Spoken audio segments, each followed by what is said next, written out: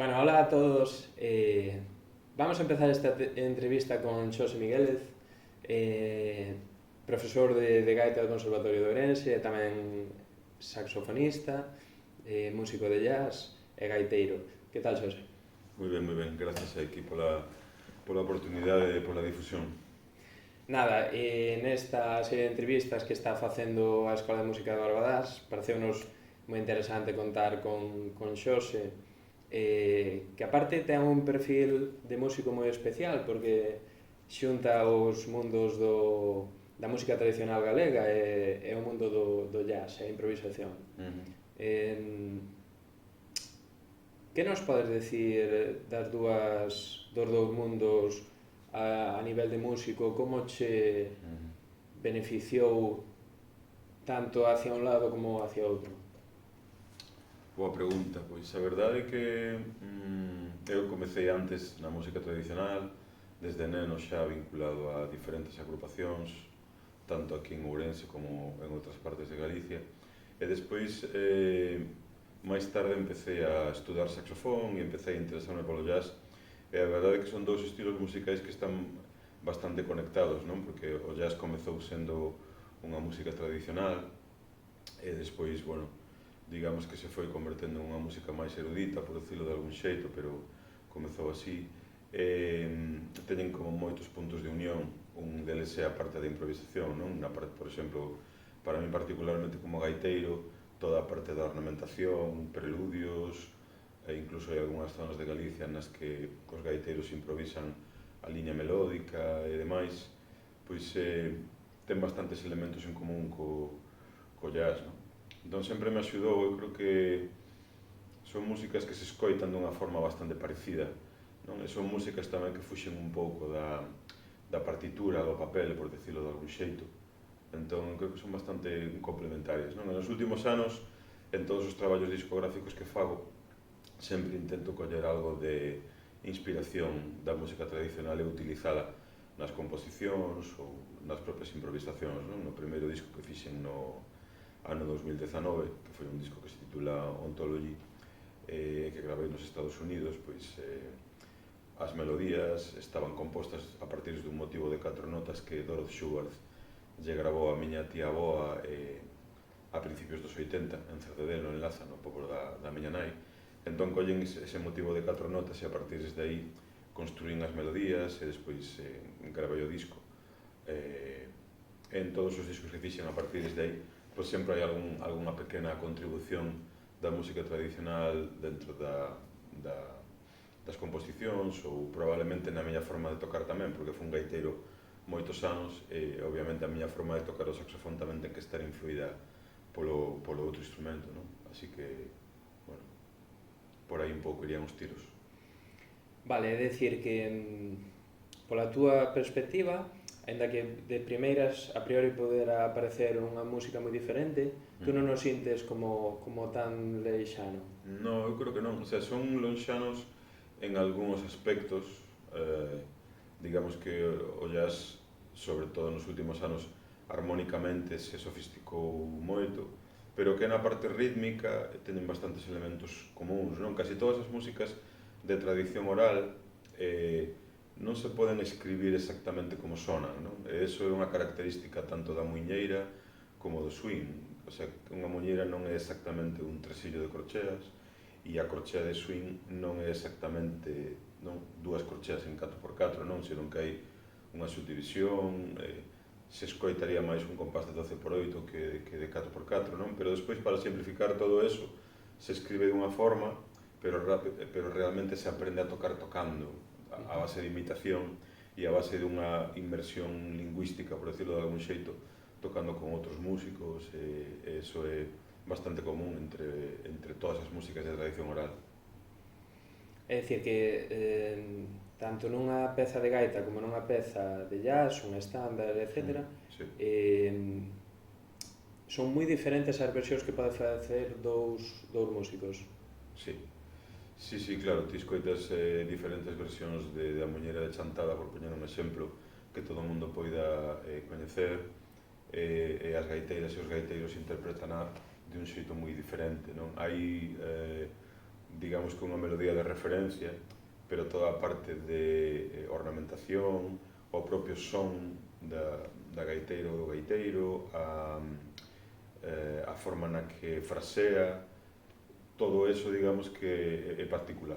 E no jazz, ademais de todo iso, pois tamén tes que moita máis liberdade na parte da improvisación, porque normalmente no jazz se toca o que sería unha melodía, que tamén se toca dun xeito libre, non hai dous músicos de jazz que vayan a interpretar exactamente igual esa melodía, pero despois ven a parte improvisada na que aí prácticamente cada músico fai algo que pode non ter absolutamente nada que ver o un co outro en canto a fraseo, rítmica, articulación, son, todo iso incluso se pode tocar en diferentes compases, entón aí en ese aspecto se parecen bastante. Antes comentábasnos do teu primeiro disco Ontology, recientemente sacache outro disco, verdad? Falamos un poquinho del. Sí, saquei un disco, eu creo que bastante extraño no aspecto de que son 5 versións dunha composición miña, que precisamente é esa composición que lle dá o título ao disco do ano 2019, Ontology. Entón, o que fixen foi coller grabacións que se fixeron en diferentes momentos, en diferentes instrumentacións, e xuntalas todas en un mesmo álbum. Entón, temos unha versión a sexteto, que é a primeira que fixemos no ano 2019 en Kansas City, en Estados Unidos. Despois temos unha versión a dúo con un pianista francés que se chama Jean-Michel Pilk, co que teño diferentes proxectos. Despois temos outra versión a trío con 2 saxos e piano, está Matt Otto e outro saxofonista, un saxofonista americano, despois está o gran Ave Rabadena no piano, e despois temos unha versión en directo e unha versión en cuarteto.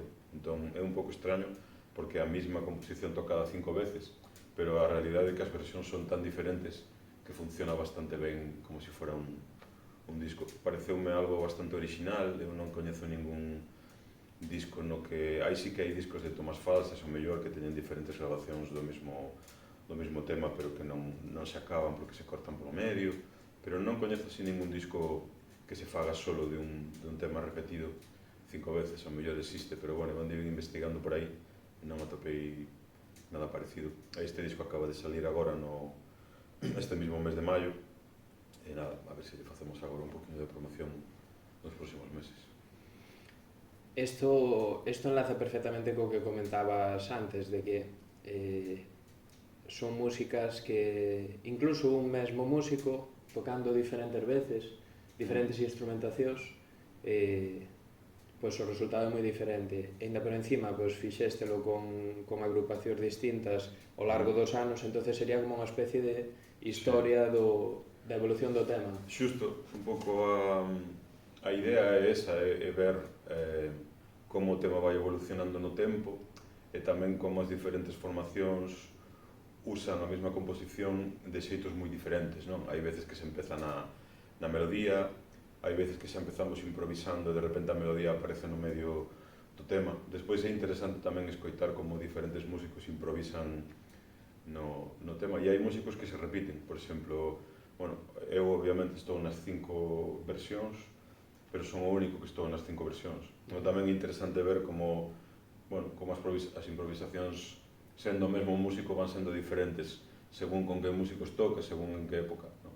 E hai algún dos músicos que se repite tamén, non? Por exemplo, Matt Otto están en 2 das versións, Jean-Michel Pilk está en 3, entón, bueno, é interesante en ese aspecto, ou polo menos eu penso que é interesante, por eso o editei. Agora a xente a que ten que decir se realmente eso ten interés musical ou é algo así un pouco máis,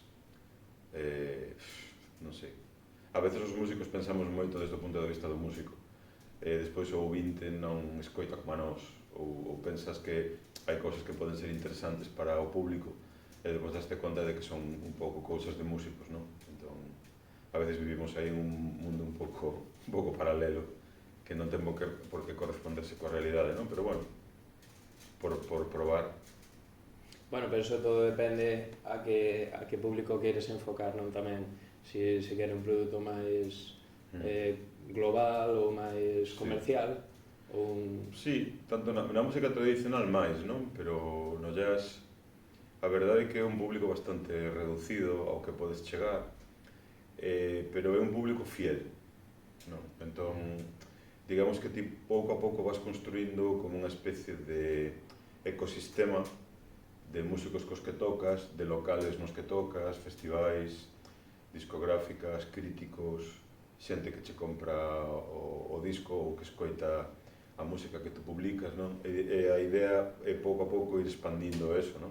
Tendo en conta que sempre vai a ser un ecosistema bastante reducido, porque, bueno, é un mundo pequeno, entón, pois, non estamos falando dunha música que teña un interés a nivel comercial, estamos falando dunha música que se fai basicamente desde un punto de vista artístico, non? E polo feito de que realmente queres expresarte a través desa forma de facer música, máis que buscar un retorno económico, non? Basicamente o que se busca sobre todo é unha especie de retorno económico que te permita reinvertir despois en outros proxectos, non? E aí estamos máis ou menos metidos, e ti vas buscando unha forma de mecenazgo, por decirlo de alguma forma, xente que te axude, ou eu, por exemplo, pois, bueno, o meu traballo como profesor de conservatorio permíteme despois embarcarme en este tipo de proxectos artísticos que non teñen tanta repercusión económica, ainda que sempre buscas, polo menos non perder, pero ás veces é imposible porque faz cousas que non teñen demasiada repercusión nin demasiada maneira de ser despois vendida, e ti tampouco sabes como vendelas, nin tampouco queres vendelas. Quero dicir, a mí tampouco me interesa estar dedicándome un montón de horas a promocionar o que eu fago, porque prefiro invertir ese tempo en outras cousas que podan ser máis interesantes para min como músico ou como persoa. Genial. Estaba pensando antes, comentabas de que o músico de jazz vai conocendo contactos, hai locales que son como de referencia tamén. Antes comentábamos que gravaches en Estados Unidos, tamén estudaches en Porto, verdad? En Londres, ¿no? Sí. Botas de menos acá, por exemplo, en Galicia ou en España, máis cultura do jazz ou máis puntos de referencia onde poder... Tamén é moi boa pregunta. A verdade é que cando estás en sitios que son un pouco, por decirlo de algún xeito, centros neurálxicos dentro da historia do jazz, como, imagínate, en Nova York, é certo que hai un montón de locais onde podes tocar e un montón de oportunidades, pero tamén hai moitísimos músicos. Entón, ao final, acaba por compensar unha cousa a outra, non? Por exemplo, en Galicia hai menos sitios onde tocar, aínda que, por sorte, se te moves por toda Galicia, aínda entre festivales e locais, aínda quedan bastantes sitios onde se pode tocar ou facer jazz, e despois hai menos músicos, entón digamos que se vai compensando unha cousa coa outra. Eu a verdade é que traballo moito en Portugal, bueno, polo feito ese de ter estudado ali, e ademais Portugal tamén ten moito movimento en canto a jazz, entón toco moito con músicos portugueses e toco moito tamén en Portugal, tanto en Porto como en Lisboa, e despois en diferentes festivais que hai por aí, en Galicia, Asturias, e curiosamente eu, por exemplo, son un músico que sendo de España, pois apenas toco en Madrid ou en Barcelona. A mí resulta moito máis fácil tocar en Porto ou en Lisboa que tocar en Madrid ou Barcelona, non? Tamén porque nesas cidades hai moitos músicos, ao final é un tema de contactos, de coñecer xente e empezar a moverte en determinados circuitos e pouco a pouco ir creando con unha rede de contactos, e a partir de aí vas traballando máis e máis, non? E despois tamén eu tampouco son un músico que poida permitirme facer moitos concertos polo meu traballo, e entón ao mellor estou facendo 70 ou 80 concertos por ano, que xa son moitos, e de aí xa me resulta moi difícil subir máis, non? Xa non me dá o tempo. E despois tamén que a preparación que tens que facer para esos concertos é bastante potente, porque se queres tocar moito hoxe en día, tens que estar tocando en moitos proxectos. Se tocas en moitos proxectos, tens que convivir con moitos repertorios, e convivir con moitos repertorios implica moito estudio e moita preparación. Entón, chega un momento en que non dá, non? Cos anos vaste facendo tamén mellor en canto a organizarte mellor, e tamén tes máis capacidade de facer cousas, non? Porque tes máis experiencia e supostamente eres mellor músico, non? Pero chega un momento en que as horas do día non dan xa para máis. Hai que escoller. Sí, hai que escoller, exacto. Vale, antes falábamos do tema dos discos e demais. Bueno, non sei, seguramente algún dos discos sea grabado en directo, non Sí, algún... hai un... Bueno, teño moitos discos nos que estou como músico, digamos, como parte de algún proxecto, e despois están estos 5 que serían os que eu basicamente liderei ou organicei, non? Entón está este de 2019 Ontology, que foi grabado nos Estados Unidos, despois está o Contradictio, que foi o segundo, que é do ano 2022, que este foi grabado con unha discográfica americana, pero foi grabado en Porto, en Matosinhos. Despois, o seguinte que gravei foi este que che comentaba agora, a trío con Matoto e con Aberrábade, que este tamén o gravamos en Matosinhos, en Porto. Despois fixemos un co meu cuarteto en directo no Teatro Colón da Coruña, que é do ano 2024, e agora o quinto é este que che comentaba das 5 versións de Ontology. E teño grabado un máis que a dúo con este pianista increíble que che comentaba, Jean-Michel Pil, que se todo vai ben debería salir aproximadamente en outubro ou novembro deste mesmo ano. Nada, pois estaremos pendientes. Comentaba o tema do directo porque quería formular a seguinte pregunta. Cambia digamos, a sensación ou a forma de tocar cando sabes que vas a gravar para un disco ou cando estás frente a un público en directo? Sí, totalmente. Son escenarios moi diferentes, non? No jazz pode ser que non, e na música tradicional pode ser que non sexa tan diferente, porque hai moitas grabacións de jazz e de música tradicional que se fan en estudio, pero realmente non vas grabando pista por pista, nin despois tes a idea de editar eso, digamos, non? A idea é meter a todos os músicos, colocar unha microfonía e gravar de un xeito moi parecido a estar tocando en directo. Entón aí, o único que faltaría sería a componente do público, non? En un disco en directo, obviamente, tes o factor de que non estás en un estudio cerrado solo e podes facer diferentes tomas do mesmo tema, digamos, non? Entón, tes unha composición e dices, tú vou a facer 3 ou 4 tomas e despois escollo cal é a mellor. No directo non tes a posibilidade de facer iso, o sea, no directo é o que saliu, decides despois se ten a calidade suficiente para ser editado ou non tes posibilidade de cambiar nada, non? E hoxe en día nos estudios de grabación se poden facer coa tecnoloxía moitísimas cousas, non? O sea, incluso podes coller unha parte de un take e outra parte de outra, ou incluso se gravas pista por pista poderías despois regravar cousas, se queres, non? O primeiro disco que gravei eu, o 2019, é un disco grabado bastante editado. Digamos que despois se modificaron bastantes cousas no estudio. No 2022, no Contradictio, o único que fixemos é facer 2 ou 3 tomas de cada unha das composicións e despois escoller a mellor. E despois no disco grabado en directo no Live at Teatro Colón, aí é o que foi. Unha toma. É unha toma, é o que foi, non? O único que fixemos foi que, como o concerto foi bastante largo, deixamos un par de composicións sen meter no disco, pero aí o que hai é o que foi grabado, non? Entón aí sí que corres o risco de que se non tes un bo día ou se falla algo da tecnoloxía, pois non o podes editar. Entón aí sempre está ese risco que no estudio non tes. O estudio permíteche corregir erros porque faz outra toma, pero ao mesmo tempo me imagino que é máis natural para un músico o tema de gravar en directo porque non tes ao mellor que estás con os auriculares, ti solo. Sí, eso é super importante. Estás moito máis cómodo, digamos, tocando no directo, porque é unha sensación a que estás moi habituado. Cando estás no escenario, cando estás no estudio de grabación, a escoita que tes é moi diferente á escoita habitual, digamos.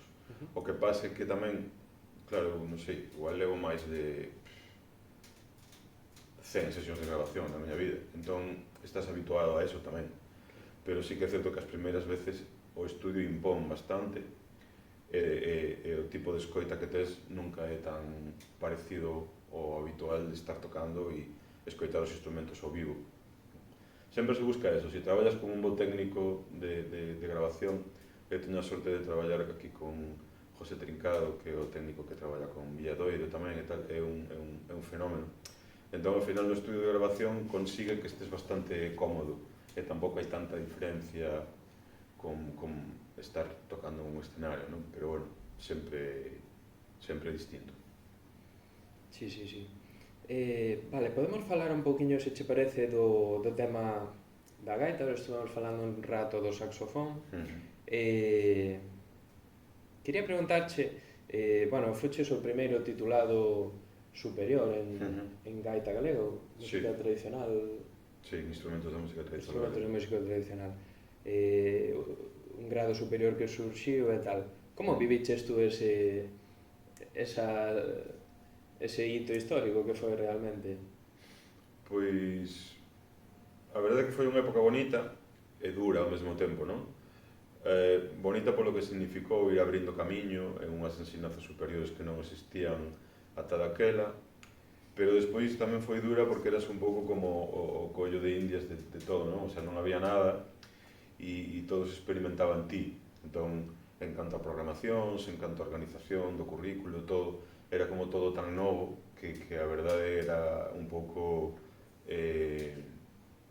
unha sensación un pouco de, bueno, están aquí facendo experimentos conmigo, non? Pero, bueno, despois a posibilidade de ter sido o primeiro en rematar, pois tamén me abriu outras portas, digamos, e me deu visibilidade, e me fixo coñecido entre os músicos. Entón, bueno, compensabas un pouco unha cousa coa outra, non?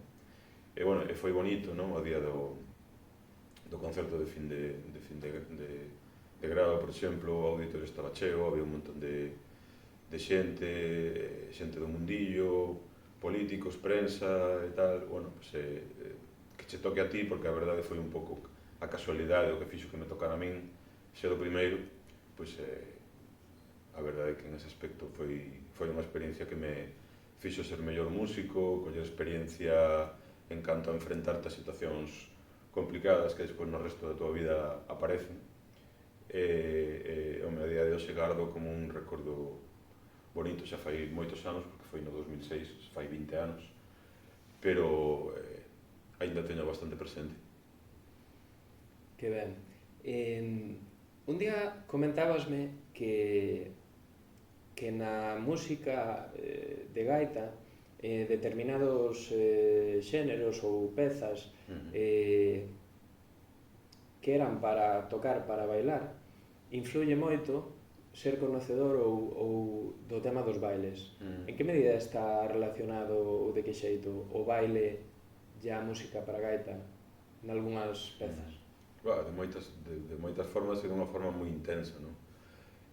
A maior parte do repertorio que tocamos nós, sobre todo cando falamos de repertorio tradicional, foron basicamente danzas, non? O sea, música para que a xente baile. Entón, o feito de ti saber bailar e o feito de ti ter tocado para grupos de baile, creo que é unha experiencia importante para un gaiteiro.